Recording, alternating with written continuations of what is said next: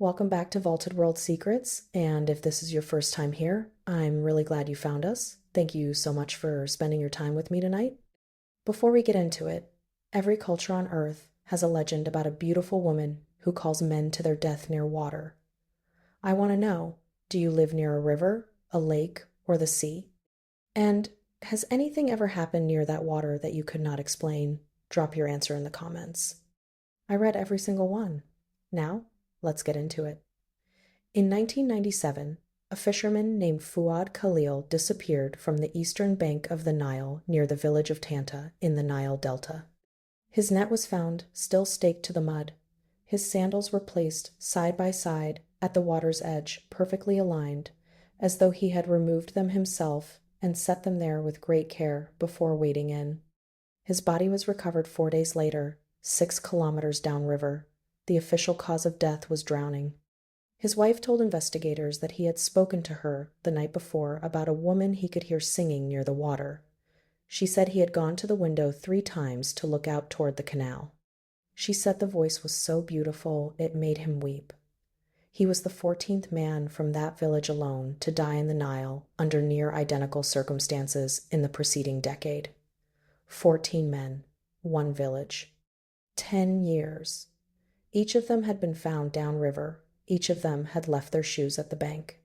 Each of them had, according to at least one witness, been heard to say in the days before their death that there was a woman's voice near the water at night. The Egyptians have a name for what called him. They have always had a name for it. They call her El-Naddaha, the caller. And she has been calling from the Nile for longer than any of the villages along its banks have existed to give her a name. Entry 1, the 10th of March, 2004. My name is Dr. Layla Bishara. I am a folklore ethnographer attached to the University of Cairo's Department of Cultural Studies, and I am writing this in the field. I am writing it because I am a scientist, and scientists document.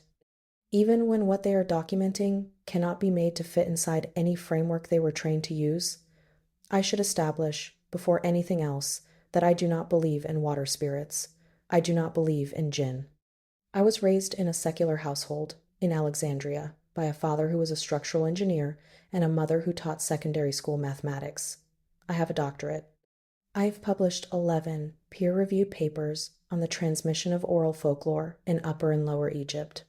I am telling you this not as a credential, but as a context, so that you understand the precise weight of what I am about to write.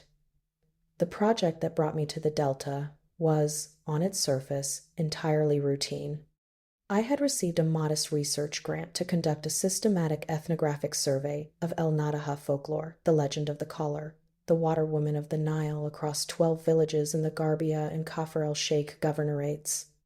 The stated goal was straightforward: trace the legend's oral transmission patterns, identify regional variations, and map the statistical correlation, if any, between the legend's density and the documented drowning rates in those communities. That last part, the drowning rates, was what had first pulled my attention down into the archive. Egypt's Ministry of Health maintains mortality records going back to 1952. When I cross-referenced those records with the geographic distribution of active El-Naddaha oral traditions, I found something I initially assumed was a data error. Villages with a living El-Naddaha tradition, communities where the legend was told not as ancient history, but as present, credible, immediate warning, had drowning rates among adult men that were, on average, 230% higher than villages of comparable size and river proximity where the legend had died or retreated into the category of old stories. I told myself there were obvious explanations: poverty, alcohol, risk-taking behavior in communities with less formal water safety infrastructure. The legend might simply cluster geographically with other pre-existing risk factors. I designed my survey to test exactly that hypothesis. I was fully confident I would find the mundane answer waiting for me at the other end of 12 villages and approximately 300 interviews. I arrived in the village of Kafr el-Bahra on a Thursday morning in early March 2004. My driver, a man named Usama, who ate sunflower seeds continuously and never once asked what I was researching, dropped me at my arranged lodgings, the home of the Abu Zaid family, organized through a university contact. My equipment was practical and modest: a shoulder bag holding a voice recorder, 4 spare cassette tapes, a hardback field notebook, 2 pens, a hand-drawn map of the village and its surrounding canal network, a compass, a small first aid kit, a folding measuring tape I carried out of habit from an earlier survey, a thermos of tea, and a laminated sheet of 43 standardized interview questions I had spent 6 months developing. Khalid, the mother of the household, fed me lentil soup the evening I arrived and asked no questions. Her eldest son showed me where the bathroom was and where the spare blankets were kept. The father of the house was not present. No one mentioned him. I did not learn until the following morning that he had drowned in the irrigation canal behind the house 11 months before, that he had walked out of the house at just past midnight, that he was 53 years old and had swum in that canal since he was a child, that he left no note and had seemed, to his family, entirely content at dinner that evening, that his sandals had been found at the bank, placed side by side and perfectly aligned, the same detail I had filed away in my archive research as a recurring folkloric motif, a detail I had read about in a government mortality report and mentally catalogued alongside all the other details I was planning to interview people about from a professional distance. I remember standing in the courtyard when Khalid finally told me, turning my thermos in my hands, feeling the number in my notes 230% become something other than a number, something with weight, something that had been a statistic the day before and had become, in the length of a sentence spoken by a widow over her courtyard tiles, a fact about a man who had placed his sandals carefully on the bank so they would not get wet before he walked into the water and did not come back. Entry 2. The 11th of March, 2004. I began my interviews at 8 a.m., starting with the elder women of the village, which is standard practice. Women are the custodians of oral tradition in rural Egyptian communities. The men will tell you a story as entertainment. The women will tell you a story as a warning. The first woman I interviewed was Haja Fatma, a woman in her mid-70s who sat across from me on a low wooden stool in her courtyard and described El-Naddaha with the calm, precise specificity of someone giving directions to a place they have walked to many times themselves. She said, "She is very tall, taller than any woman you have ever seen. She stands at the water's edge, or sometimes in the water itself, up to her waist. Her hair is long and black and always wet, even on dry nights, when there has been no rain and the canal water is low. Her skin is pale. Her eyes," and here Haja Fatma paused and looked past my left shoulder at something behind me that was not there. "Her eyes are not the right color, too light, green, some say. Others say yellow. Not the eyes of anyone from this region, or from any region a living person has visited." I noted all of this into my recorder and asked my standardized follow-up, "Does she speak or only sing?" "Both," said Haja Fatma, "but mostly she calls your name." Name-calling is a documented feature of water spirit folklore across dozens of cultures: the Scottish Kelpie, the Brazilian Iera, the Slavic Rusalka. I noted it professionally and moved on. I was, if anything, pleased the cross-cultural resonance would give my comparative analysis chapter excellent material. I asked, "And when she calls a man's name, what does he do?" Haja Fatma looked at me for a moment with an expression I did not know how to categorize. Not pity exactly, something more like the look a very experienced person gives someone who is only just beginning to understand where they actually are. "He goes," she said. "What else would he do?" Over the following 3 days, I conducted 41 interviews across the village, men and women, ages ranging from 17 to 89. What struck me was not the consistency of the physical description, though it was remarkably consistent across 41 unconnected interview subjects. What struck me was the tense. Every single person who described El-Naddaha described her in the present tense, not "there was said to be" or "the old people used to believe." She is, she comes, she calls, she takes. These were not people recounting mythology. They were recounting ongoing local conditions the way a farmer recounts the behavior of a flooding river, not with fear exactly, but with the particular seriousness of someone describing a force they have learned to live beside and have not yet found a way to stop. Field Note Recorder Tape 2, Side B. Interview, Subject 40, male, age 34, farmer. When asked if he had ever personally heard El-Naddaha, subject was quiet for approximately 11 seconds, then said, very quietly, I heard her once, 3 years ago. I was checking the irrigation gate at the North Channel, maybe 11 at night. I heard a woman's voice from the water. She said my name. Not shouted, said it. The way someone calls you to dinner from the next room, knowing you will come. I ran. I did not stop running until I was inside my house, with the door bolted and my back against the wall. My neighbor did not run. He drowned the following week. Subject declined to give further details. Interview ended at his request. He left without looking back at the recorder. Entry 3, the 14th of March, 2004.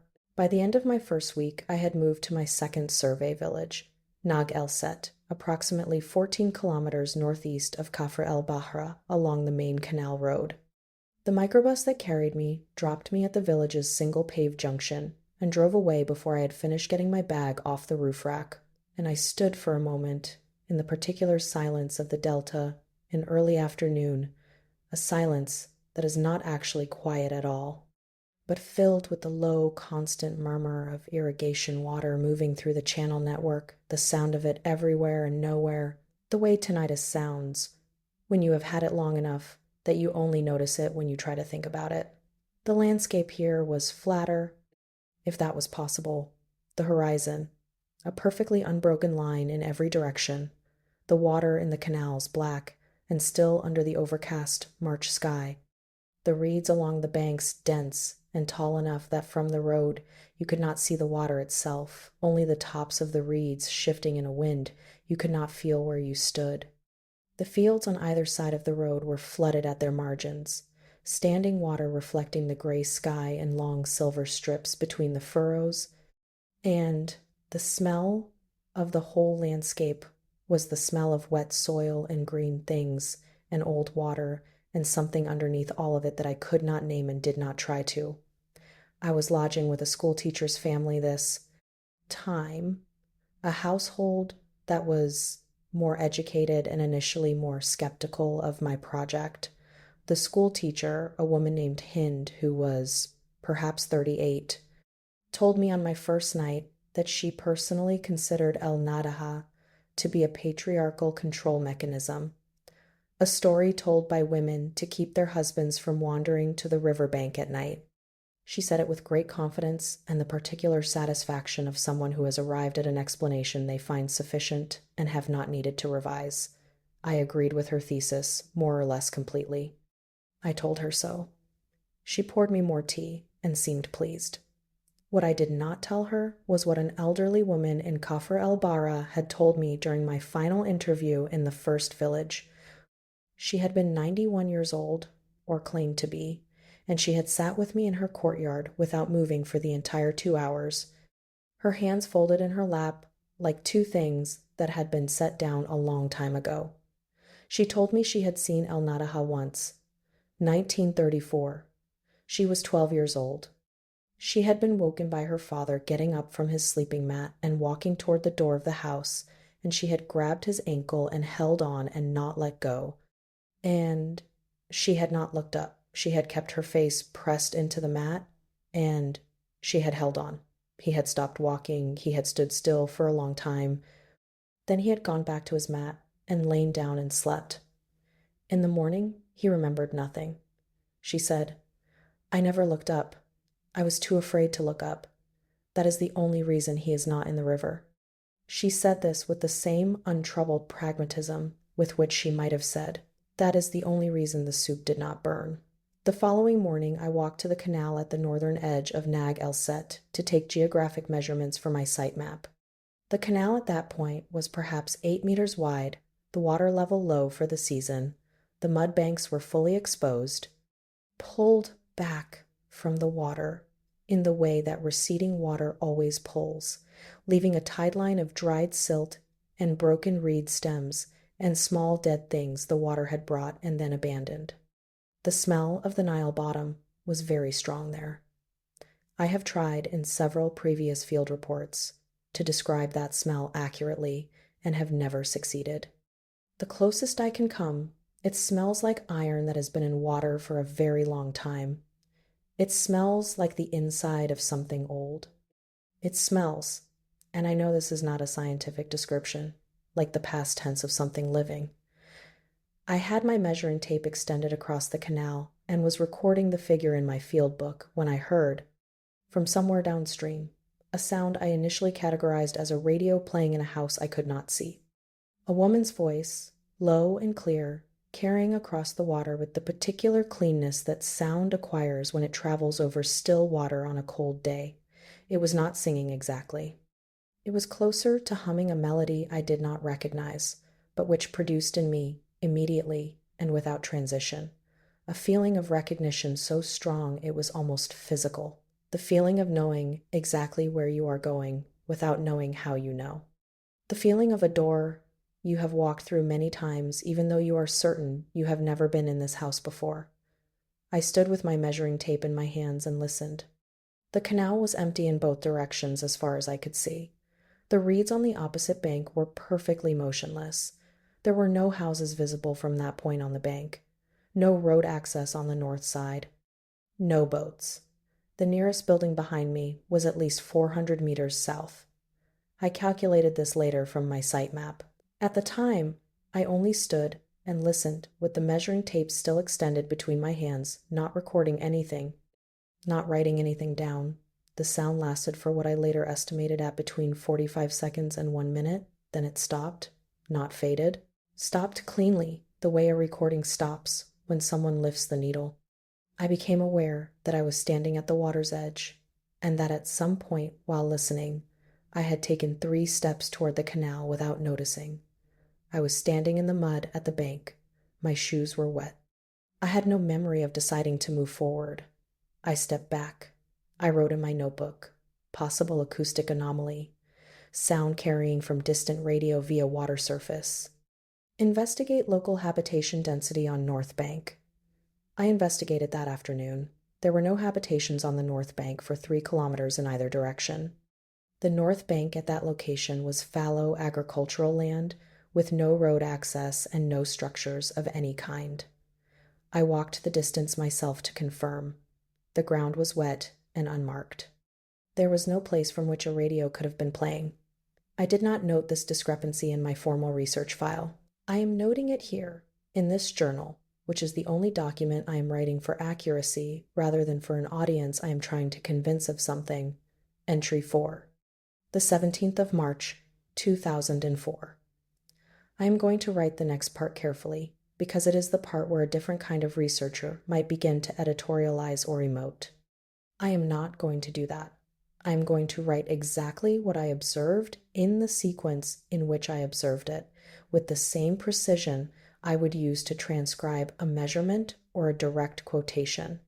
I am making this commitment at the top of this entry because what follows is the kind of material that, in the light of an ordinary morning, a person is very strongly tempted to reframe, to soften, to find the explanation that lets them continue believing what they believed before. I have decided not to do that. The only responsible thing I can do with this experience is document it without revision.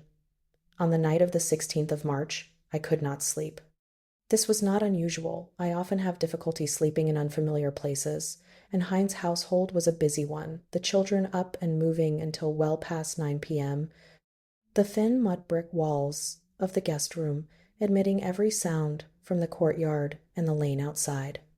I lay on my cot in the dark, with my voice recorder on my chest and my field notebook open beside me, and I listened to the ordinary sounds of the village settling dogs somewhere distant, the low complaint of a donkey, the muted chatter from a television in another room that I could hear but not make out, ordinary sounds. I cataloged them the way I catalog everything, because cataloging is how I manage discomfort, and I fell into a kind of half sleep around 11 p.m. that was less rest than suspension. I became aware of a sound from outside the window at some point after midnight. It was not close. The canal was approximately 180 meters from the house by my earlier measurements, and the sound was coming from that direction. A woman's voice, low, carrying very cleanly in the cold night air, the way sound carries differently in winter, the distances shorter than they should be. It was not the humming I had heard at the canal bank 3 days earlier, that had been almost musical, almost comfortable in its melodic quality. This was different. This was a single word, repeated at intervals of perhaps 10 seconds. A name. Someone calling a name toward the dark and sleeping houses. I lay entirely still in the dark, and I performed, with great deliberateness, the exercise of explaining what I was hearing. A neighbor calling for a husband, who had not come in from the fields. A woman, in an argument, calling for someone who had left the house. A voice carrying from a more distant source, distorted by the flat landscape into something that sounded closer and more targeted than it was. I went through each explanation carefully, the way you work through a list, and each one was plausible, and none of them required me to get out of bed. The name the voice was calling was not a name I recognized. It was a man's name I was almost certain from its cadence, and it was not a name I knew from any of my interview subjects. I lay still and I listened to it repeated at 10-second intervals, and I thought about my data, about the testimony of the 8 survivors across my first 3 villages, each of whom had described hearing a voice calling a name. I thought about the methodological problems of conducting research into a phenomenon you are simultaneously experiencing. This line of thinking was very useful to me because it kept me from thinking about the other thing, and then it was not a man's name, and then it was not a name I did not recognize. I want to be precise about the sequence of this because the sequence matters. First, I heard a woman's voice calling a name that was not mine and was not familiar to me in any way. And then, without the voice changing in pitch or volume or cadence, without any pause, without any transition, I could identify the name it was calling was Layla, my name, spoken in the same tone, with the same patient interval between repetitions, as though the name had always been Layla and I had simply not been listening carefully enough to hear it until now. I got up. I stood in the exact center of the dark room with my arms at my sides. The floorboards were cold through my socks, and the room smelled of old whitewash and lamp oil and the particular dusty cold of a mud brick room in winter. I focused on those details with the intentional specificity of a person using the concrete and sensory to anchor themselves in a moment where the abstract is pressing in from all sides.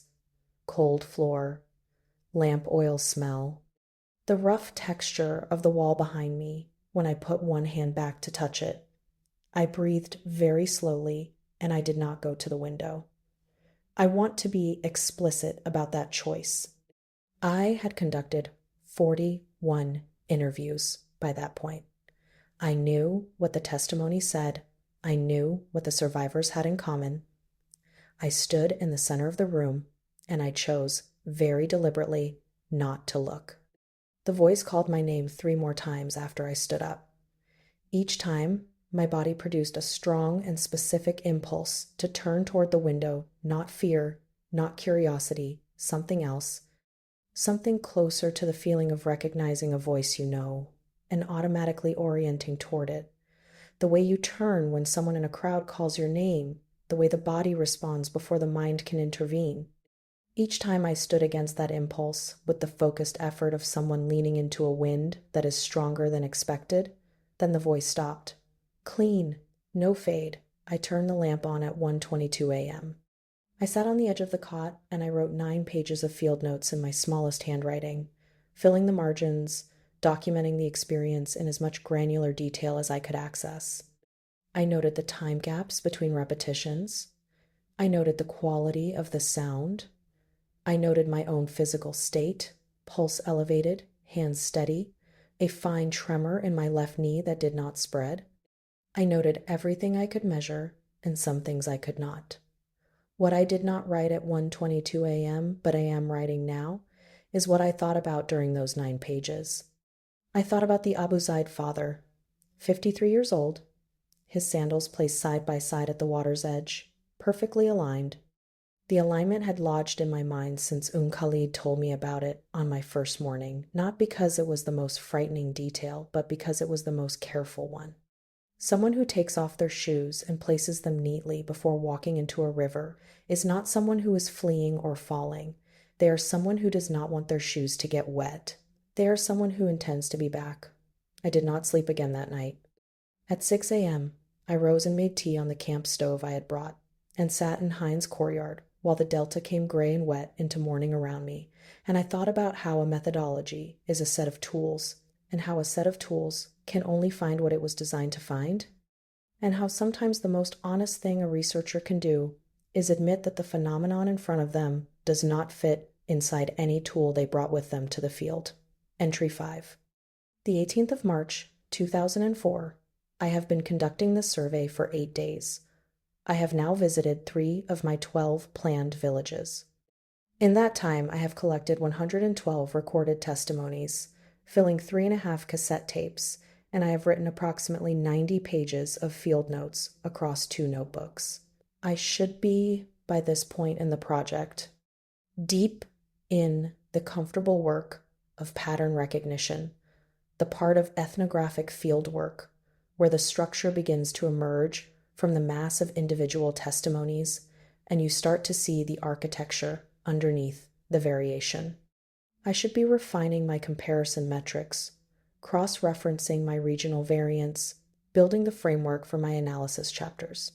Instead, I am sitting on a low stone wall at the edge of Nagel Set at 7 in the morning, looking at a canal that is empty and still and entirely ordinary in the early light, confronting the fact that the pattern, which has emerged from my 112 testimonies, is not the pattern I designed this survey to find. El-Naddaha does not take men at random. I need to write that sentence first, because it is the sentence that changes everything, the sentence that separates this from the category of tragic accident with mythological overlay. Every account I have gathered, without a single exception, across all 3 villages, follows the same sequence. First, a man hears a woman's voice near the water at night, most commonly between 11 p.m. and 2 a.m. Second, the voice calls his name. Third, he goes toward the water. This sequence is consistent across accounts separated by decades, across accounts given by witnesses who have no connection to each other, across accounts given by people who have never heard the accounts of the others. In every documented case where a third party witnessed the sequence, a wife, a grown son, a neighbor who happened to be awake. The description of the man's behavior in the moments between hearing the voice and reaching the water was given in almost identical language by dozens of unconnected witnesses across 3 separate communities. He walked slowly. His arms were loose at his sides. His eyes were open, but he did not blink at the normal rate. He did not respond when spoken to, not even to flinch. He showed no distress. He showed, in fact, the precise opposite of distress, a quality of deep calm, of purpose, of absolute certainty about where he was going and why. He looked, in the words of one witness who had watched his own father walk past him toward the canal, like a man walking towards something he had been waiting for his whole life and was relieved, finally, to have found. I have spent this morning working through the survivor testimony specifically, trying to isolate the variable. There are 8 men across my 3 villages who heard the voice and did not drown. I have secondary accounts on 5 of them and direct interview testimony on 3. The variable is not age. The survivors range from 22 to 67. It is not physical strength or health. It is not religious practice, though I checked this carefully. 4 of the 8 survivors are devout Muslims, 2 are not practicing, and 2 describe themselves as having no particular faith in either direction. It is not prior knowledge of the legend. Several of the men who drowned were from families with a very active El-Naddaha tradition and had been warned about her all their lives, and it made no difference at all. What the survivors share, and I have checked this against every account I have, and it holds in every single case is this: when the voice called, they did not go to the window. They did not look. 3 of the 8 had gone to the window on other nights when they heard sounds from the canal, but on the specific nights they heard their own name called, they had not looked. One had pulled his blanket over his head and recited the Fatiha until the sound stopped. One had woken his wife and made her sit beside him with the lamp on, and they had talked about ordinary things until dawn. One, a 22-year-old farmer's son, told me he had simply been too frightened to move, and that in retrospect he understood his terror had saved him. Every man who had gone to look, and therefore seen her, had then gone to the water. Every man who had stayed inside without looking had survived. The line between the living and the dead in these communities is not a line between the faithful and the faithless, the cautious and the careless, the young and the old. It is a line between those who looked and those who did not. It is a rule about sight rather than sound. The sound alone is not enough. She requires your eyes. She requires that you see her first, and then you are no longer choosing anything at all. I am a folklore ethnographer. I know what I am supposed to do with this pattern. I am supposed to interpret it as a set of culturally transmitted behaviors assembled around a statistically elevated drowning rate to give it narrative meaning, a community-specific harm reduction protocol in the language of supernatural warning. This is not a cynical interpretation. It is, in fact, a sympathetic and intellectually serious one. I have published work making exactly this kind of argument about other legend traditions, and I stand by that work. I wrote that interpretation in my field notebook at 7 a.m., sitting on a stone wall in Nag el-Set, and then I sat looking at what I had written, and I thought about my own name, spoken in a woman's voice from the direction of a canal with no houses on its far bank. And I thought about the 3 steps I had taken toward the water without deciding to, and I could not make the interpretation and those details stay in the same category. They kept sliding apart from each other, the way 2 magnets of the same polarity slide apart when you try to press them together, no matter how much force you apply. Entry 6. The 22nd of March, 2004. I have now visited 5 villages. I am 4 days behind the schedule I submitted to my grant committee, and I am behind not because I have run short of material. I have more material than I can process in any reasonable time frame, but because I have begun doing something I did not plan to do, which is asking a different set of questions. Not my 43 standardized questions, different ones. Questions I did not know I would need until the data from the first 4 villages made them necessary. Specifically, I have begun asking about the boundary, the limestone, how it works, where it must be placed, what its limitations are, whether it fails, and under what conditions. These are not the questions of a folklore transmission survey.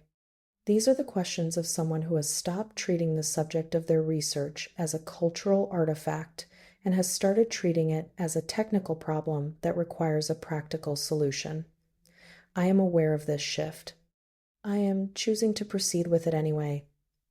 It began with a passing comment made by a very old man in the 4th village, Esbet El-Masri, a man in his late 80s named Yusuf, who described El-Naddaha with the patient, unadorned matter-of-factness of someone describing a feature of the local hydrology. He had lost 2 cousins to the canal in the 1960s and 1 grandson in 1991. He said, "She cannot come to limestone." I asked him to repeat it. He did, patiently, and then elaborated without being asked. The oldest houses still standing in this village were built with limestone thresholds and a continuous course of limestone set into the foundation at every exterior doorway and below every exterior window. Ground limestone powder was mixed into the foundation mortar at the base of the exterior walls only, not interior walls. Only the walls that face the outside and therefore face the water. Not for spiritual reasons, he was careful to say. He used the Arabic word that means practical or pragmatic, the same word you would use to describe draining a field before planting, for practical reasons. The same way you build on high ground when you live near a floodplain, you understand what the water does, and you build accordingly. I went back through every cassette tape from my first 4 villages that evening, playing back interviews with the recorder pressed to my ear, listening for any mention of stone or limestone or threshold that I had noted and filed under ritual superstition and moved on from without following up. I found 3 such mentions. A woman in Kafr el-Bara who said her grandmother had never left the house at night without pressing her bare feet into a shallow dish of limestone powder. Not salt, not ash, specifically limestone dust.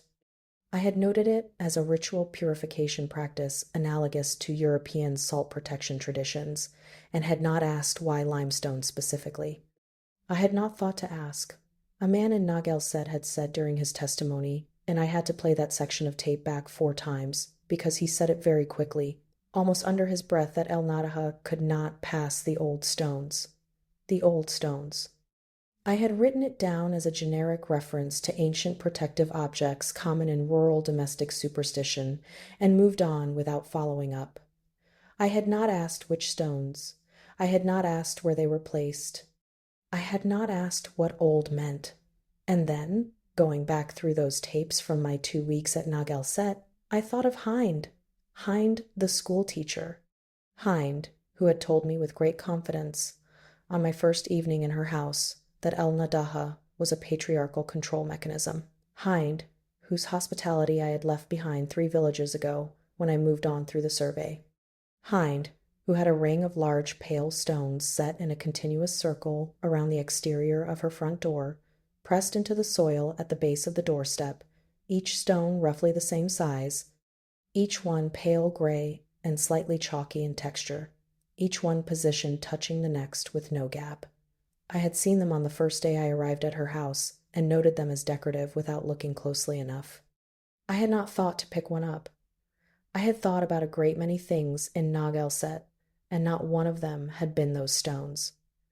I drove back to Nagel the following morning, 2 hours each way by microbus and hired car, a detour I logged in my expense record as a site revisit for measurement verification, which was not entirely untrue.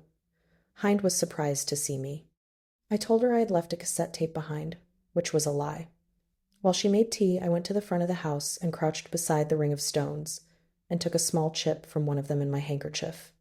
Then I drove directly to a construction site I had noted on the eastern edge of the village on my first visit, where a new house wall was going up. I asked the workers if they had limestone on site.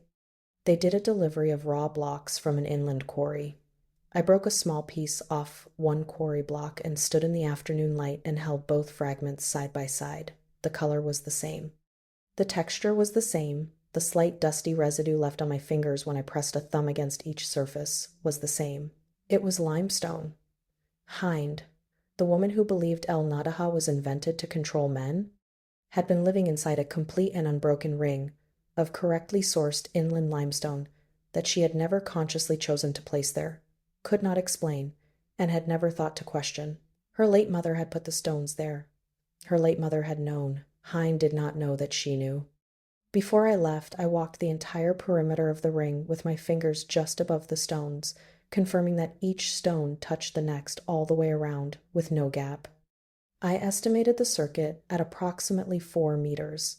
It had been maintained that way, untouched and complete, for however many years it had stood there. No gap anywhere. I drove back to the 5th village that evening and sat in the guest house and thought about inherited protection. About knowledge that passes in the shape of habits and domestic arrangements, and unexplained maternal insistences, rather than in the shape of explicit instruction. About all the things people do correctly without knowing why they are correct, because the knowledge that made the behavior necessary has been stripped from the practice over time, leaving only the practice itself, which looks like decoration or superstition or maternal eccentricity to anyone who has not held a piece of limestone next to a drowned man's file in a Ministry of Health archive. Then I bolted my door and checked, very carefully, every linear centimeter of my threshold for gaps. Entry 7, the 26th of March, 2004. I am in the 6th village now. Kafr El-Gezira. The name means island village, though there is no island here anymore. The Nile's slow repositioning over centuries has left it landlocked. The water, 50 meters to the west, behind a wall of mature reeds, so thick you cannot see through them at all. The canal that once surrounded the village on three sides is now partially silted, but the water is still present, still dark, still moving in that slow, deliberate, almost considered way of Nile water, as though the river is not flowing so much as deciding. Something happened last night that I have been sitting with for 7 hours trying to decide how to record. I have decided to record it exactly. At approximately 12:40 a.m., I woke, not gradually, the way you wake from deep sleep, but immediately and completely, as if a sound had stopped rather than started. The room was perfectly dark, the household was silent. And then from outside the window, very close, perhaps 10 meters, I heard it again. The voice, my name, Layla, spoken not urgently. Spoken the way you would speak to someone who is simply in the next room and you need their attention. Layla. I did not get up. I did not go to the window. I pulled my knees to my chest and I pressed my back against the wall, and I held my field notebook against my chest because it was the nearest solid object, and I breathed very slowly and carefully, and I did not go to the window. What I did do was count. I counted how many times the voice said my name, because I am a researcher, and counting is what researchers do when they do not know what else to do. It said my name 11 times over a period I estimate at 4 minutes. The first 8 times, the voice was outside the window. The last 3 times, and I am going to write this as plainly as I can, and trust you to believe that I know precisely the difference between a sound coming from outside and a sound coming from inside. The last 3 times, the voice was inside the room. There was no one in the room with me. I know this because when it stopped, I turned my lamp on immediately, and I looked at every corner of that room, and there was nothing there. The door was bolted from the inside. The window was closed and latched. The room was a room with nothing in it but me and my bag and my cot and my thermos. I sat with the lamp on until sunrise. I packed my bag at 6 a.m. I walked to the edge of the village, to the point where the canal runs closest to the houses, the point from which, if I had gone to the window at 12:40 a.m., I would have had a direct sight line to the water. There were footprints in the mud of the canal bank, 2 sets, one leading toward the water, one leading away. The ones leading toward the water were bare human feet. The ones leading away were bare human feet, slightly deeper in the mud, the depth you get when someone is running. The outgoing prints stopped at the waterline. There were no prints in the water. Beside the waterline prints, pressed into the mud at the very edge, was a handprint, one hand. Long fingers, the hand was oriented inward, toward the village, as though someone had knelt at the water's edge and pressed one hand into the bank while leaning toward the land. I measured the handprint with my folding tape before the morning light grew strong enough to attract attention. The span from little finger to thumb, fully extended, was 26 centimeters. I measured it twice and recorded both figures. They were the same. For reference, my own hand, which is not small, measures 18 centimeters span. The average adult male hand measures approximately 20 centimeters. I estimated, based on the proportional depth of the palm impression relative to the finger length, that whoever had pressed this hand into the mud had done so with considerable downward force, the kind of force you would use if you were leaning your weight forward over the water towards something on the bank. I photographed it with my field camera 4 exposures on the same frame to ensure at least one developed clearly. Then I walked back to the guest house, and I sat in the courtyard, and I drank tea, and I thought about the number 26 for a long time. Entry 8. The 28th of March, 2004. I have made a decision that I cannot fully justify professionally and have chosen not to try. I am not completing the remaining 6 villages on my survey list. I am instead spending my remaining field time in Kafr el-Gezira, conducting what I am formally labeling a targeted deep survey of El-Naddaha boundary lore in one high-density tradition community. This is defensible in academic terms. It is not the real reason. The real reason is that I am trying to understand the limestone threshold before I leave. I need to understand it with the same precision. I needed to understand the drowning statistics when they first appeared in the archive, not as symbolism, not as metaphor, but as mechanism. If it functions, I need to know how. If it has limits, I need to know what they are. I spent 3 days in intensive follow-up interviews with 11 subjects across the village, asking specifically about the boundary, not the legend generally. The boundary, specifically, the limestone, specifically. What it does, where it must be placed, whether there are failures. There are failures. This was not comforting. Yusuf agreed to a second interview. He sat with me for 3 hours in his courtyard and told me things I suspect he does not tell most people. He told me the boundary works as long as it is intact, continuous, and above the waterline. He told me that limestone placed in contact with Nile water, any running water that connects to the main channel, loses its protective quality within one lunar cycle, as though the water neutralizes whatever property of the stone the old builders understood they were using. He told me that the original builders of the oldest houses always cut the limestone foundation stones from quarry sites far inland, never from riverbeds, because riverbed limestone had already been compromised by the water. He told me one more thing. He told me that there are documented cases, documented within the village's own oral record, going back multiple generations, where El-Naddaha had crossed a limestone boundary, not destroyed it, not broken through it, crossed it. In every such case, the limestone threshold had a gap, not a large gap. In one account, a gap of perhaps 3 finger widths, where the foundation mortar had cracked and been improperly repaired with regular mud. 3 finger widths. She had entered through 3 finger widths of compromised limestone in a foundation wall. I asked him, when she enters, what does she do? He said, she stands in the room and she looks at the man she has come for, and he goes with her, and in the morning they find him in the water. I asked, has she ever entered a house and left without taking anyone? He looked at me for a long moment. Then he said, she entered one house in 1968. A man and his wife and their 3 children were inside. She came through a broken threshold gap. She stood in the center of the main room. The wife described it later. She said she woke to find a tall woman standing in the room, her hair wet, her eyes looking at her husband, who was still asleep. The wife picked up an oil lamp and threw it at the wall between El-Naddaha and her husband.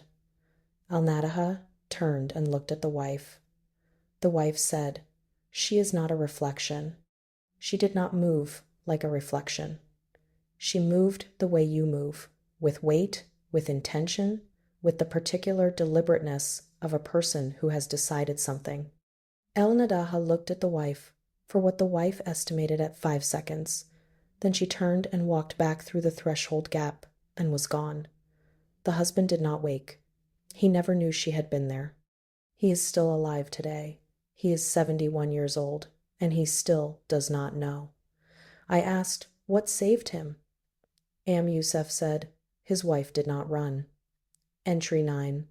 The 1st of April, 2004. I want to describe what I saw on the night of the 30th of March with the same precision I have tried to maintain throughout this document. I was not asleep when it happened. I want to be clear about that. I was sitting on my cot with the lamp on, reading back through my notes from the previous 2 weeks, when the lamp flickered, not went out. Flickered. Once. The kind of flicker that means a draft, not a fuel problem. There was no draft. The window was closed. The door was bolted. I looked at the threshold gap under the door, a gap of perhaps 2 centimeters between the bottom of the door and the limestone sill, which I had noted on my first day and had not thought about since.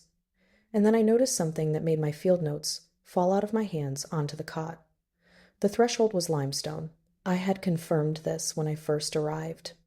But the grout between the threshold stone and the door frame, the narrow seam of mortar that should have completed the seal, had a section on the right side, approximately 7 centimeters, that was not limestone mortar. It was standard mud mortar. A later repair, a compromised section in a limestone seal, 7 centimeters wide. I was aware of this gap for approximately 3 seconds before the lamp flickered again. And in the window, glass latched, closed, no reflection possible from inside a lit room, there was a shape in the dark on the other side of the glass, a face. Too tall for the window frame, so I was seeing only the lower half, a jaw, a throat, hair, black and wet, hanging over the shoulders. The skin of the throat was pale in a way that the moonless Delta night should not have permitted. There was no moon that night. I had noted the lunar phase in my field book 2 days before. I did not scream. I did not run. I am aware that these are remarkable statements, and I am not making them to present myself as courageous. I did not scream, and I did not run, because I was frozen in the specific, total, full-body way that I have only experienced once before in my life, when I was 7 years old and fell through ice on a flooded road in Alexandria, and the cold water went over my head, and for approximately 4 seconds I could not move any part of my body at all. I estimated afterward that the freezing lasted a similar duration this time, 4 seconds, perhaps 5, long enough that my mind completed 2 full rational loops, explaining, then failing to explain, then explaining again before my body caught up with what my eyes were telling it. What I did do, after 4 seconds, was pick up my field notebook from the cot. I held it in both hands, and I turned away from the window. I looked at the compromised section of the threshold mortar, 7 centimeters of mud filling a gap in the limestone seal. And I looked at my thermos, which was sitting on the floor beside the cot. I unscrewed the thermos and poured the remaining tea out onto the floor in a line. And then I picked up the thermos itself, and I held it upside down and used the base of it to grind into the limestone threshold, not to break it, but to grind the limestone itself into powder and push the powder into the gap in the mortar with my fingers. Improvised, desperate, probably useless. I know this. The face in the window was still there while I was doing it. I could see it in my peripheral vision. I had turned 45 degrees away from the window, far enough to avoid direct eye contact, close enough to be aware of it. It did not move. It did not make a sound. It was patient in the way that water is patient, not choosing not to move, simply not being a thing that requires movement. When I pressed the last of the limestone dust into the gap in the mortar with my index finger and sat back, the face in the window was gone. I do not mean it moved away gradually. I mean that when I turned, and I turned slowly, because I needed to know the glass was dark and empty, and there was nothing on the other side of it but the black Egyptian night and the far sound of the canal water moving. I sat on the floor until the sun came up. I did not move. I did not take any notes. For the first time in this entire survey, I could not think of a single question to write down. Entry 10. The 3rd of April, 2004. Final entry. I am writing this from a tea house in the city of Tanta, 40 minutes from Kafr el-Ghazira by microbus. I left the village at dawn on the 2nd of April. I left without completing my survey, without saying a proper goodbye to my hosts, without gathering the final 2 weeks of material my grant required me to collect. I will deal with the professional consequences of that when I return to Cairo.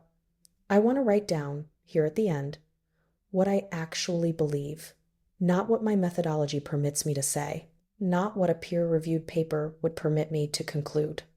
What I actually believe, as a woman who spent 23 days in the Nile Delta listening to people describe something that then came to her window, I believe El-Naddaha is real. I believe she is not a legend in the way that folklore studies uses the word legend.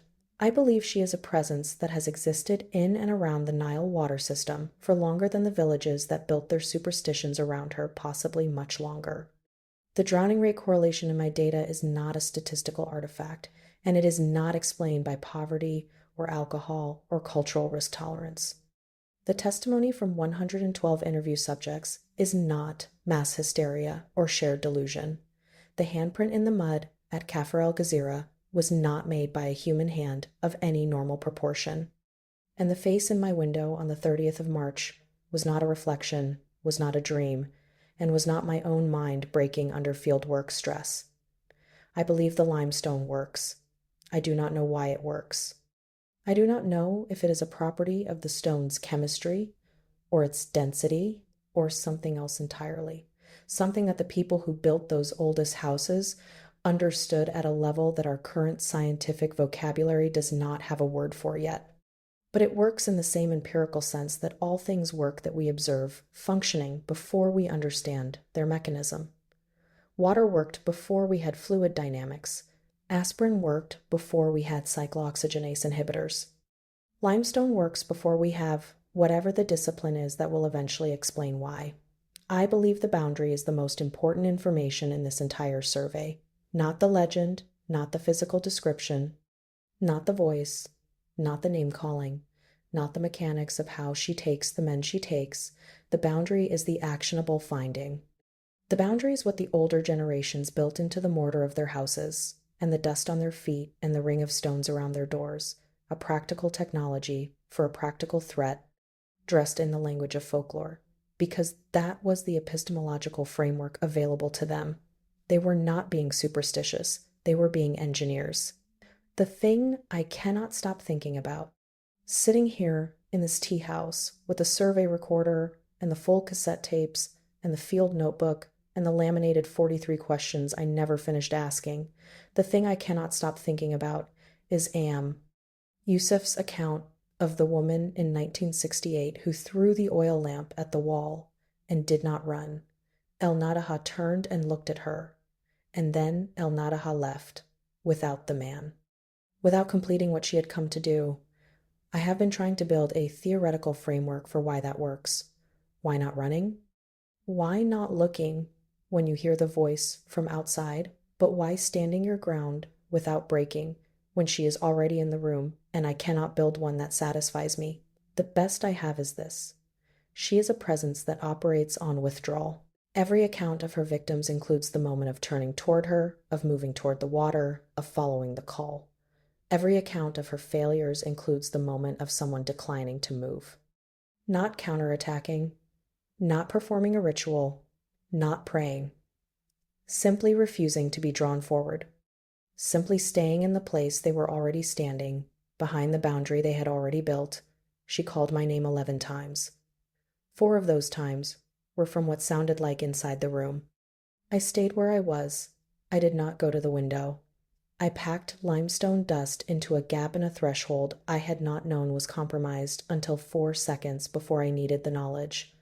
I am in a tea house in Tanta. I am alive. I am going to order another tea, and then I am going to call my department chair and invent a reasonable excuse for abandoning the final 6 villages of my survey. And then I am going to drive back to Cairo and I am going to write the most carefully worded, most aggressively footnoted, most rigorously hedged version of these findings that academic prose can contain. And somewhere in the notes section, in the language that academic papers reserve for findings they cannot yet categorize, I am going to write the following sentence. The limestone boundary tradition of the Nile Delta villages appears to represent a functional, empirically consistent protective technology whose mechanism requires further investigation and whose underestimation represents a significant public health failure in communities with elevated rates of unexplained male drowning. That is what I am permitted to say. That is what the methodology allows. What I am saying here, in this field journal, in this tea house, in the handwriting of a woman who spent the night before last holding a thermos against a limestone threshold while something with a 26-centimeter handspan stood at her window. What I am saying here is simpler. Check your thresholds. Check the mortar. Check the stones around your door, even if you do not know who put them there or why. Check whether the limestone in your foundation has been repaired with regular mud at any point. And if you live near the water, and if you are alone at night, and if you hear a woman's voice near the canal calling your name, not screaming it, not demanding, but calling it softly, the way you call someone who you know will come, do not go to the window. Do not look. Whatever she shows you through that glass, whatever she makes you feel in the 4 seconds before your better judgment recovers, whatever it is she offers that makes 53-year-old men who have lived beside that water their whole lives set their sandals, carefully, side by side, on the bank, and walk in without hesitation. It is not worth what she takes for it. Stay in the room. Stay behind the limestone. Let the sound of your name in her mouth wash over you like water over stone, and wait. She is patient. She has the patience of a river. But rivers, for all their patience, do not cross limestone that is whole. Neither does she. This document was found in the archives of the University of Cairo's Department of Cultural Studies in 2009, filed under an incomplete research project reference that no current faculty member could identify. Dr. Layla Bishara does not appear in the university's staff directory after the academic year 2003 to 2004. If you found this file in those archives, subscribe. The next one is already waiting to be unsealed. Survival rule. If you hear your own name called from the water at night, spoken softly, spoken with patience, spoken. The way someone calls to a person they are certain will come, do not go to the window. Do not look. The limestone holds as long as you do not go to the window. The moment you look, she has already won.